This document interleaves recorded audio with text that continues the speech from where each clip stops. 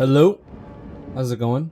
This is Findley Jim here, hopping back into some Dead by Daylight. I have been playing the Dredge a lot recently. Actually, it's kind of brought me back into the game, given that I have played a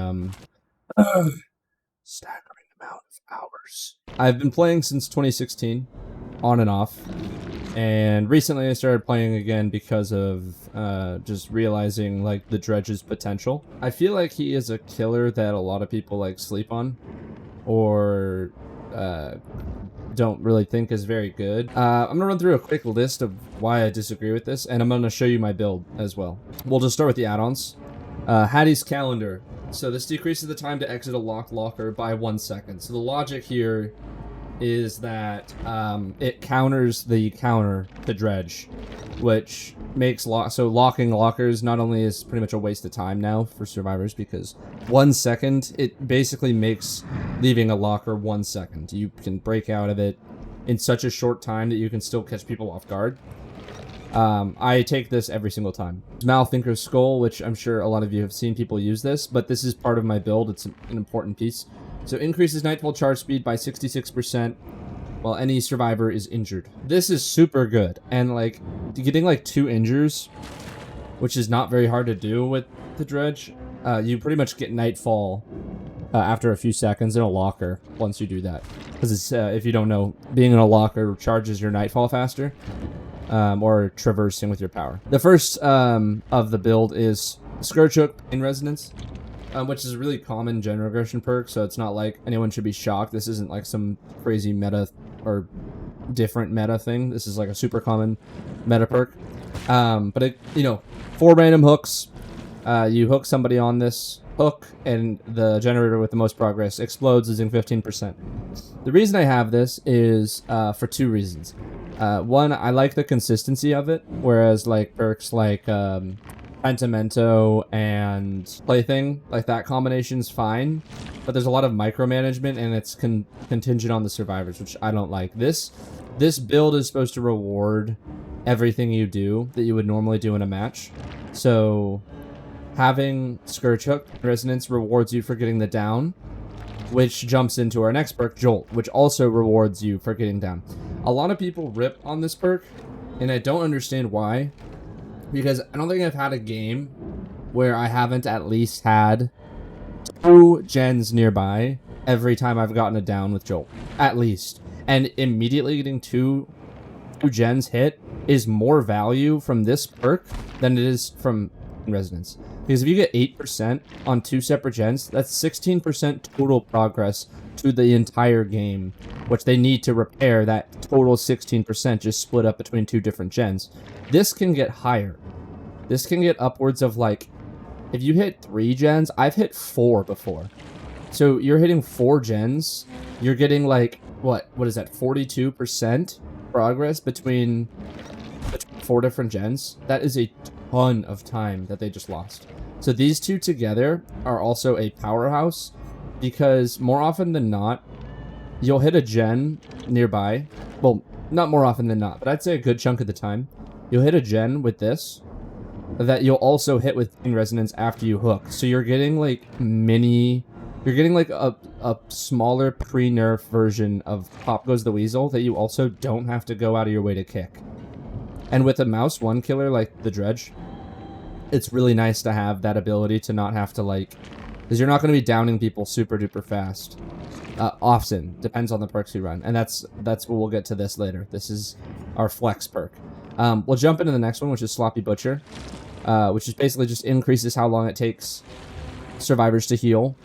It increases the rate at which healing progression is lost from hemorrhage by 25% as well.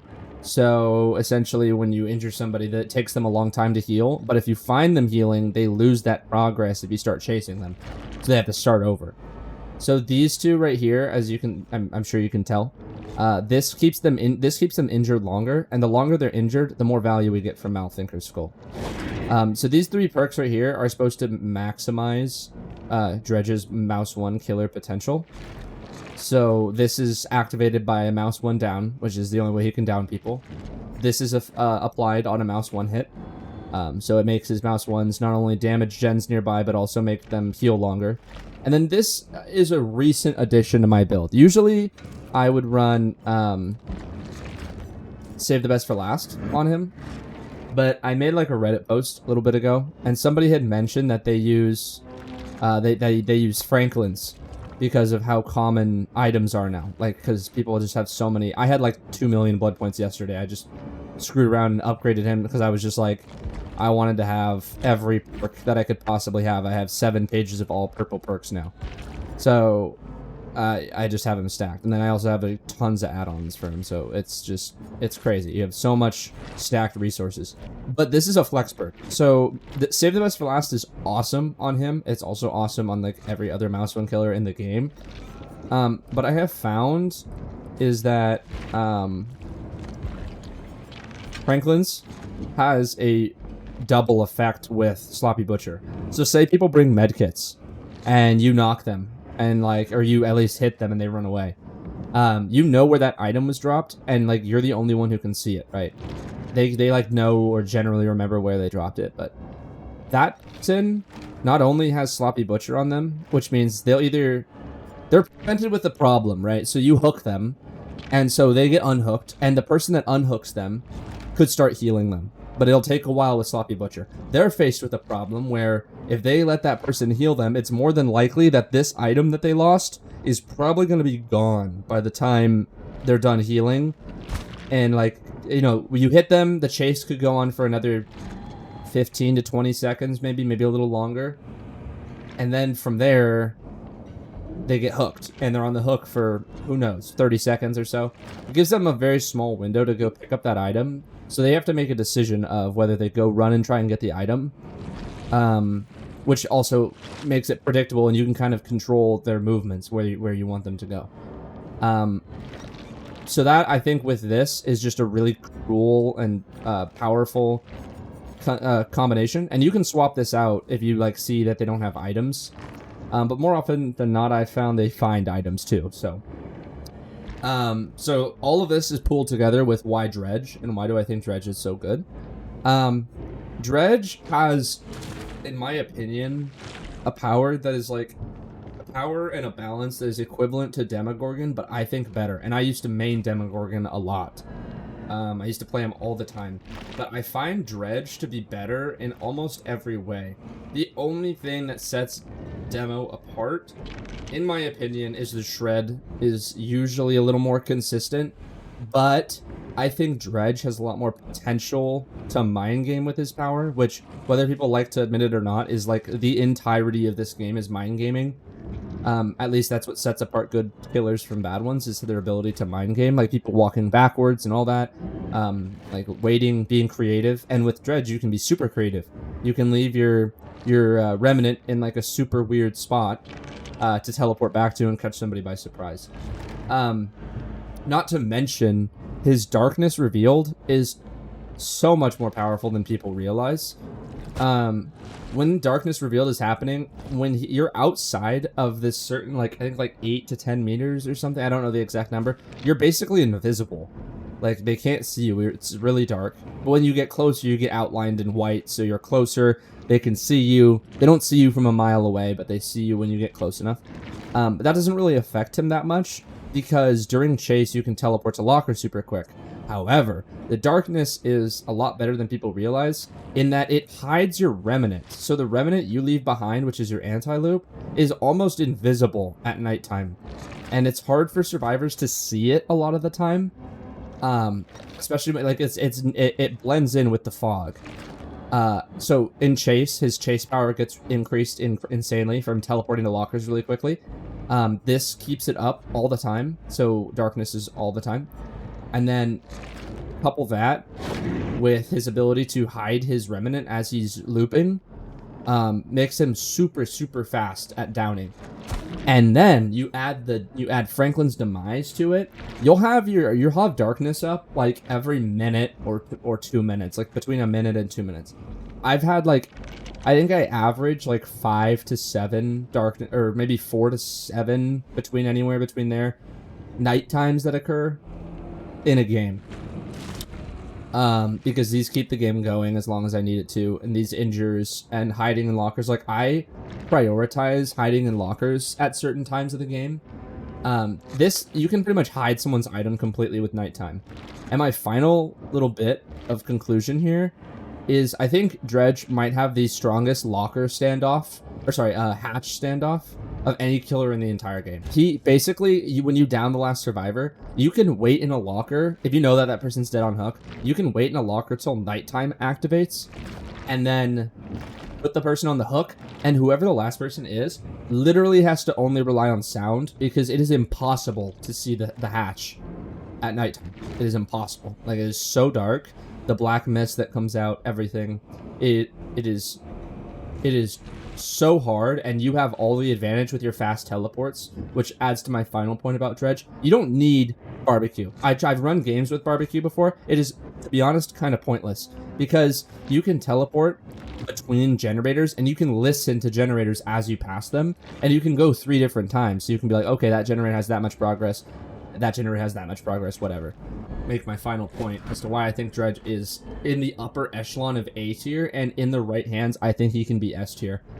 And I'm going to show it to you. I've been maining him for a while, and I think he's getting kind of overlooked a lot in his potential, just because maybe he makes a lot of sound, but you have the ability to be so unpredictable with him and be everywhere at once, and be like chasing one person 1 second, and then all of a sudden jumping to another gen somewhere else the next, keeping people off generators. Darkness keeps people not knowing where you are. You can teleport so quickly. Not to mention you can also land down super easily at the beginning of the game, if you, or even whenever with the lockers.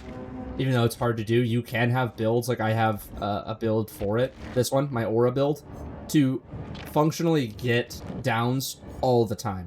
Like, you get them right away. And if you notice, Hattie's is part of every build that I have. This is also a very sweet little item. You can also run this with the one that shows people who are locking lockers, but I feel like it's kind of redundant because the goal of this is to catch them in their locker. This is, in my opinion, this one, most consistent every game. Peak Dredge build. It plays on all of his strengths. It makes his mouse ones hit like a truck. Gen regression, that's consistent. Natural game slowdown, and also just being generally scary. You know, you're handicapping survivors in 2 different ways here, forcing them to play into your hand and go after an item, which you can then use to just teleport to a locker nearby and like use it as bait. Or maybe if they're in a survive with friends and they tell their friend to come help them get their item back, you can jump on that. So we got medkit, flashlight. This makes this perk feel like the right decision. Mount Ormond Resort. Honestly, not one of Dredge's worst maps. There are lockers just about everywhere here. Allows him to traverse the map quite quickly. I don't know why. I've had some weird spawns here. I doubt it, but we'll see. Didn't think so, really. I'd wager they're all the way in the back corner of the map. Not exactly the locker I wanted to teleport to. They already locked it.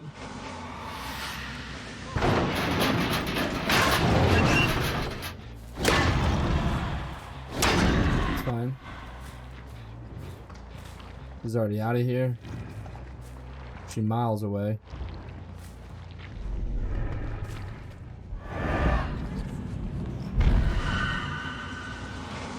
I know there's someone on this thing right here. Yep. Are you gonna give me the god palette right away? Nope.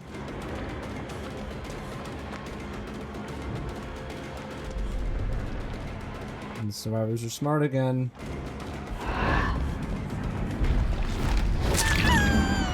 The good rule of thumb with Dredge 2 is to not give him too much time to mind game you.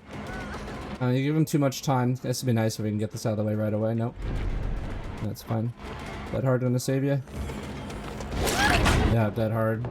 And generally every survivor still runs dead hard. I don't think that's ever gonna change. It's a toggleable second chance perk. It would make no sense for them not to run it. Got a hit on that. That's good. Looks like we may have got 2 hits. No, that one right there to my left could be close enough. We want to try and maximize. Okay, that looks like that gen. hook before the first gen would be nice. Only dream. That gen had a lot of progress. That's pretty scary. I'm gonna keep the pressure snowballing. Okay, wow, that's...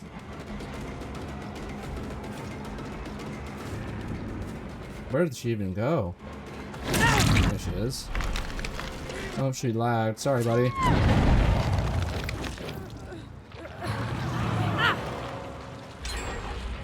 Jesus, that was 3 gens that were, like, completely... Oh, she disconnected from that. Interesting. Well, that's gonna be a little bit more lax, I guess. I mean, mildly so.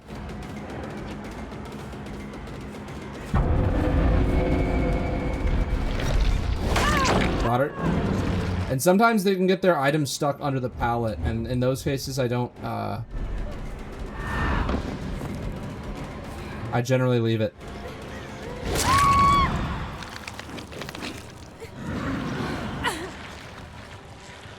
Because when it's under the pallet, can't pick it up. I'll leave it there till it dies. Now we get that mobility. Anyone here? No one's here. This middle house is a good hub for us to sort of bounce back and forth to. If I were them, I would wager they'll go to over here.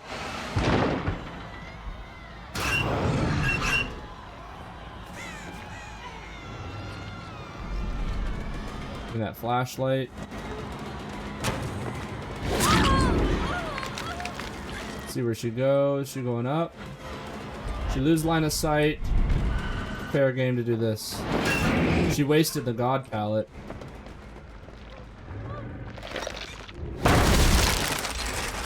I'll take a god pallet.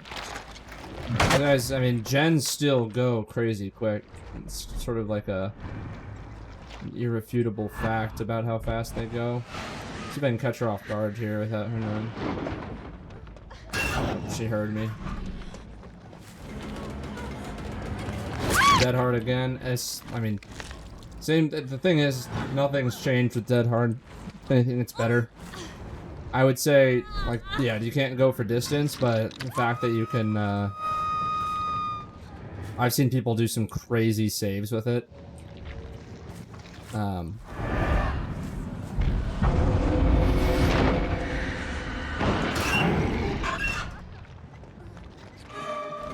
Catch her off guard. She's probably gonna take the window.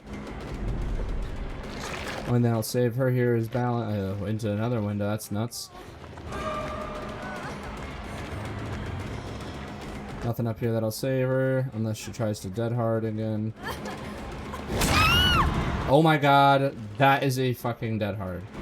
Either that or that was... I don't know how people do that. I know that, like, there's a switch that people have been using. Like an auto dead hard that people have been using. Which is just so dumb. I just, from stretch resolution to auto dead hard, I don't know. Game's already easy enough as it is for that role, so don't know why they gotta make it even easier.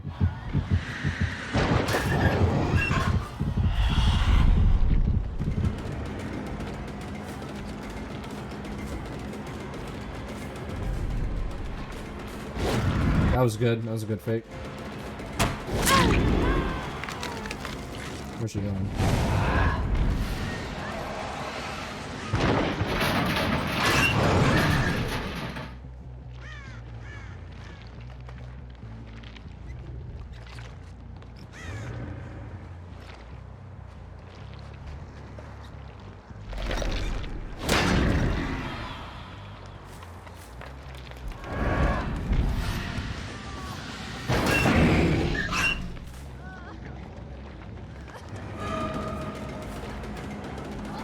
Thank you for the pallet. I'm going for your friend. Oh, what the fuck? Oh, my mouse. Revault it.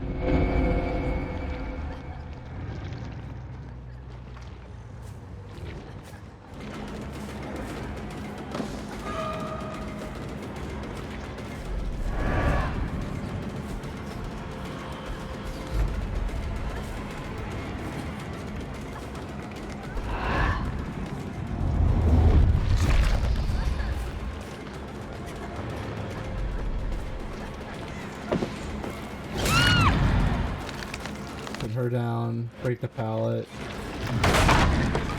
They have no items. Do it, do it, do it.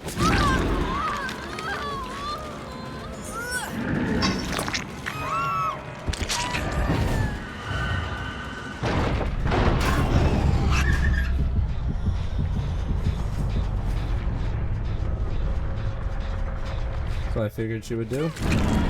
Nighttime has the added benefit of, you know, her not really knowing where I am. Let's see if I can showcase the confusion here of her not exactly knowing where my remnant is. It doesn't matter. Gotta wait out that dead hard. Pick her up. There's no white hooks over here. Ah, there is, but gotta do this and keep going.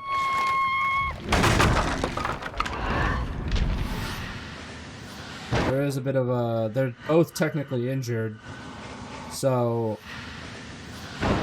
Wouldn't be the worst idea ever to wait in a locker to try and regrow our nighttime. See how fast it's going with just 2 people. I mean, that's really quick. But they're dead, so... Best thing we can do here is, like, literally just try to wait out and hope that we can get nighttime going, because I don't want her to be able to see... That's right next to us. That's really big. And those are very fucked up. Oh, there she is. One more good chase, my friend. That was good. See, that's what the mind game is that I think is fun. Is like, it still feels rewarding. It feels really rewarding when, you can beat a survivor doing that, but it also is nice to have them be able to, like, I don't know, counter you a little bit, not like to... That's a hit. Thank you.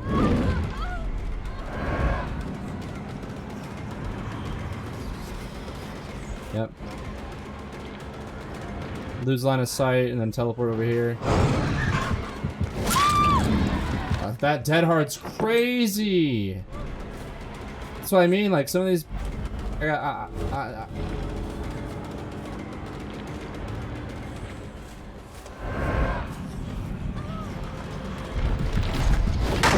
like that. She's nuts. This girl is insane. This girl is nutso.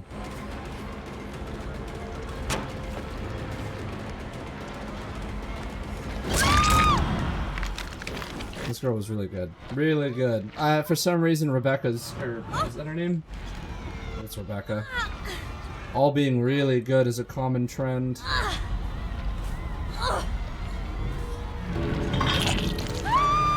It wasn't exactly a lovely showcase just because that guy quit, but... Yeah, Rebecca's... She's using the gen... This is the gen... The speedrun gen build. Oh my god. This Fangman has not seen the light of day. We'll have to hope and pray.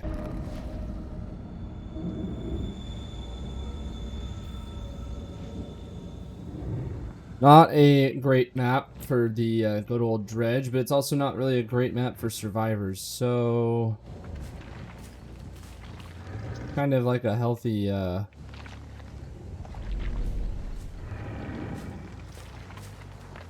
Give me that item. This is the girl that was crazy. An early chase like this... Ah, she's smart. She just kept running.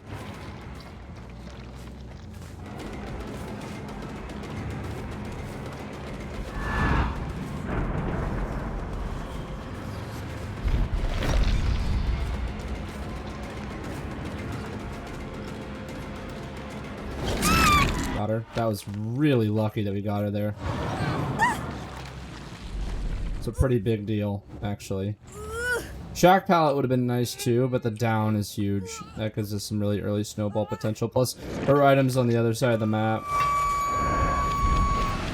Yeah, locker's pretty spaced out here. Doesn't mean that we don't. Doesn't mean that we don't have the mobility still. Something that I've learned too, playing a lot of Dredge, was that survivors tend to assume that you're going to teleport back to your remnant when you're in chase, which you can use to your advantage and just use it as like a decoy almost. Did she drop her item? It looks like she dropped her item. I think that's exactly what she did. The moment they're in comms, so I think when they found out I had Franklin's, they're just dropping their items themselves, so that way they don't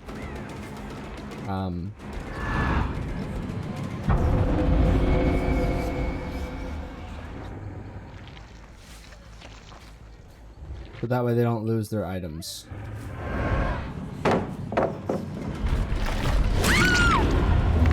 There you go. Which is what that makes the most sense to me, why they would do that.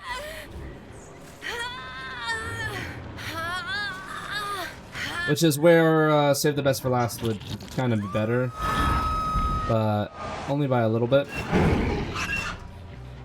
They serve different purposes, you know?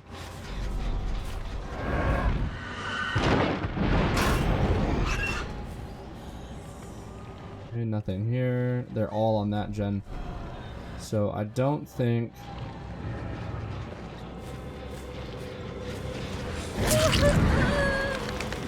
that was a mistake.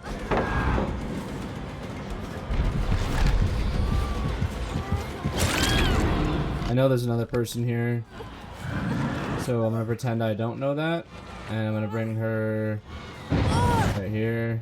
I already know that there's another person probably back here. No, where's she going? She was just here. I know she was here. Not gonna leave just yet. I doubt she was able to get away from me.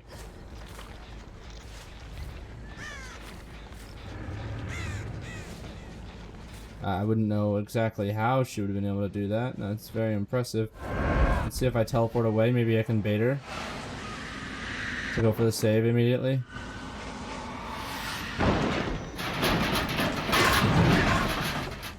Nope.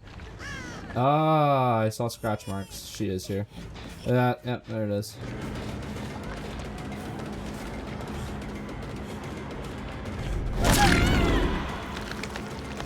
There it is. So you can bait out too. Dredge is like the mind game king. Just regarding, like, you can just flip. She was like, usually if they're smart, they just assume you're teleporting to them and they run like the opposite direction, and then they do make some pretty good distance on you. Sometimes they don't. I don't want her working on that generator. She's got a sprint burst, but she didn't really use it very good.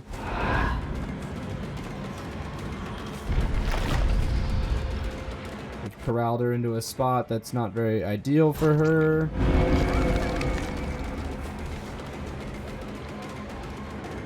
We're gonna move on to here. Where's she going? She made a mistake, didn't know where we went. Mind game.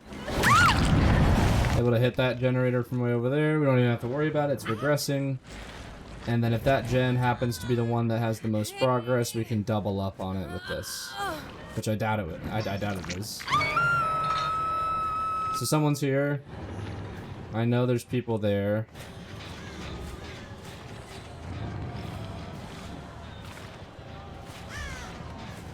You can use trees to block line of sight of you because they can't hear you coming. That was a mistake on her part. I don't even... She shouldn't have been doing that, but that's fine. She's out of the game, I'm pretty sure we got her.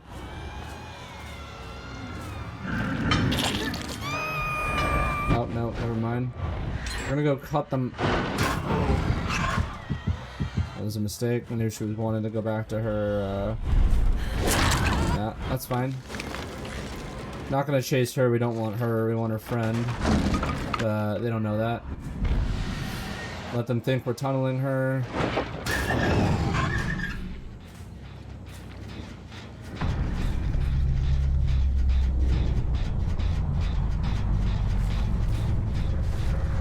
See, sometimes you can just play it like that. Line of sight. It's very good. Since Dredge is all over the place most of the time, hearing his terror radius frequently is not uncommon. What is uncommon, though, is having him... See, cut him off.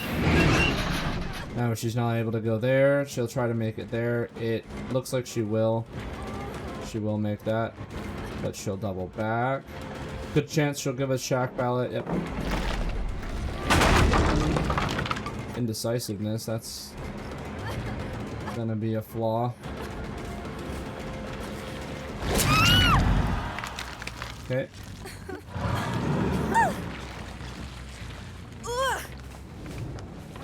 Not looking so hot on the Scourge hooks. I would wager they're on that gen right over there. Seems to be where they like to be. They know that I've been coming from this, so they're locking it. Won't really matter with our add-on. It's about like 1 second of wait time that they delay us. Haven't met you yet, Ada Wong. So now that she's been hit, she's gonna probably assume that we're following her. We want her to get comfortable thinking that we're not. And then we can ambush her.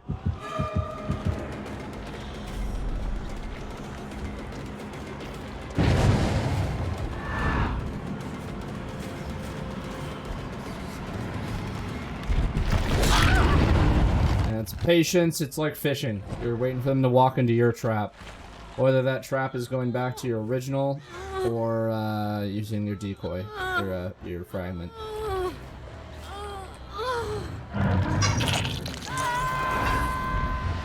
We'll come over here. We know that someone's over there. Oh. In this situation, I'd rather honestly take the injure. They're both here, but... Ah, that is not what I meant to do, but I'll take it.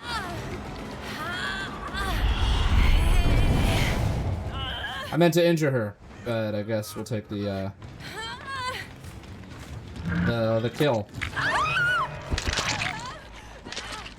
With them both injured and 3 gens left, in order to secure a 4K without somebody escaping the hatch.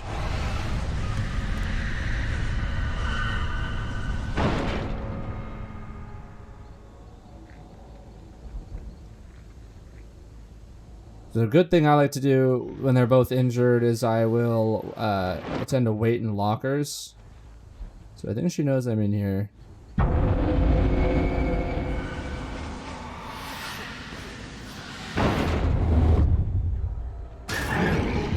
Now it's nighttime again.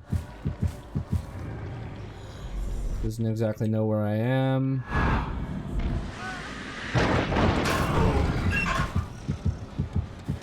And now we've got her. With her down and her friend right over here, there's not really a point to not go for this. I know a lot of people tend to frown on the whole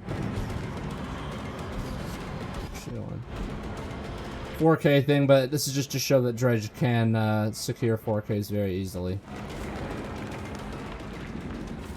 So if 4King every game is what you like to do, you can very easily do that. Oh, she's up. But because we're here, she won't think to come back here. And now she's right here, and oh. She used her unbreakable thinking she's fine, that I'm distracted. Not distracted. I'm on her. And she's down again. This is where I think like Dredge can be better than some of the top tier killers like Blight. Is his ability to just immediately be somewhere else and like shift your focus. So we know that that girl is likely dead on hook. 2 people are injured. A good thing to do here would be to we want to play the hatch game with her. so we can, if you see how fast nighttime's coming back right now.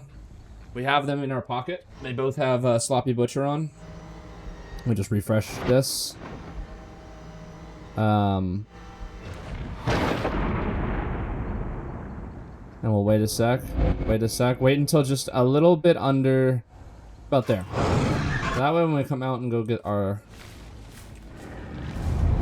Yep, nighttime. Which I actually wanted to wait a sec before we did that, just so I could maximize my time. We're gonna see about getting this going now instead. And we're gonna try to flash all over the place. She's injured. Finding her shouldn't be that hard. We have about, what, 30-ish seconds left of nighttime.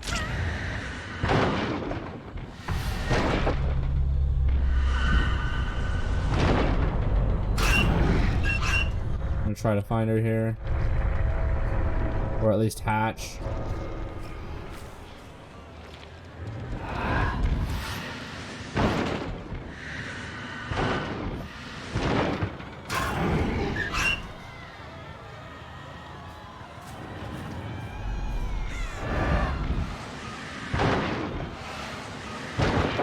Yep, and we got hatch. Don't exactly know where she was close to hatch there. But I'd wager she didn't see it. Looks like I just don't see her. The hell? What? Just disappeared. She's wearing bright red. There she is.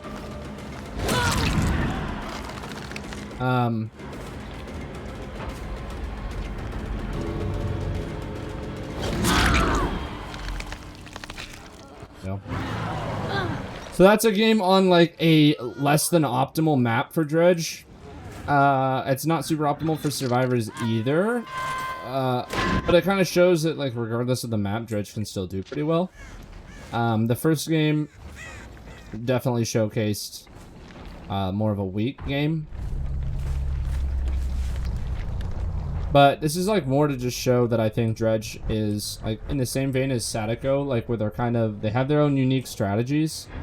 If you're able to like quickly, like, you know, focus on the big picture and less on the 1v1 potential, like I think Blight and Nurse are very 1v1, but I think Dredge is a lot more focused on like fighting the entire team and taking their whole team down. Being able to quickly jump to somebody else or some other area to apply pressure makes you feel like you're omnipresent and that they can't hide from you. That's been my Dredge analysis. I'd like to like make more guides on him or more playthroughs of playing Dredge. I don't see much content for him, so I'd like to make more. But anyway, that's been Dredge, and this has been Filmly Jim, and I hope you guys have enjoyed, and I hope to catch you in the next one. Bye!